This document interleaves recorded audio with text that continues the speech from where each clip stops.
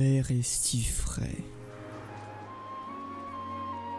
Le paysage est sublime. Les villageois sont travailleurs et chaleureux. Et ils nous accueillent dans leur monde rempli de fantaisie.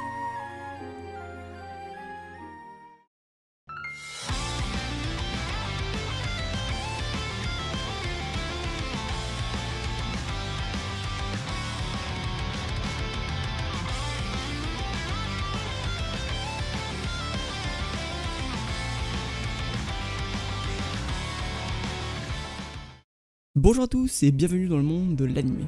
Comme vous l'aurez sans doute compris, je vais vous parler de Grand Blue Fantasy The Animation.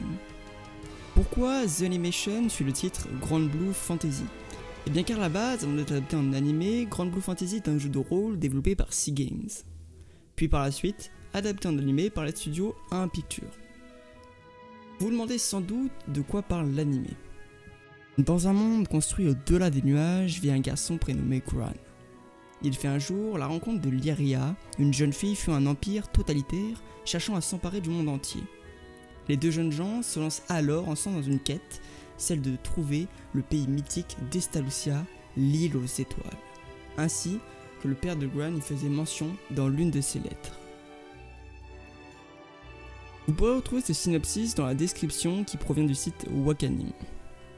Dans le résumé, il n'est pas précisé exactement quels personnages nous allons suivre, donc je vais vous les énumérer assez rapidement. Nous suivons Gran ainsi que son animal de compagnie, un lézard volant du nom de Virne. En plus, il a une voix trop kawaii. Nous allons aussi suivre Lyria, Catalina et d'autres personnages que vous découvrirez de vous-même. Et si maintenant je vous parle un petit peu des musiques ambiantes. Les musiques de l'anime sont composées par le célèbre compositeur de la saga Final Fantasy, Nobuo Uematsu, accompagné de Tsutomu Narita. Et d'ailleurs, en ce moment même, en arrière-fond de ma voix, il y a une musique qui est diffusée dans l'anime. Nous retrouvons aussi un opening magnifique avec une musique composée par le groupe de rock Bump of Chicken.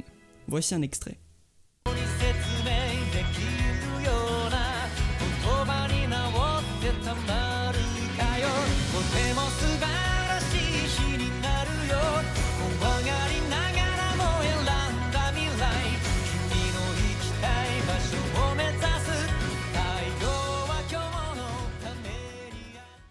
Et un ending réalisé par Harui.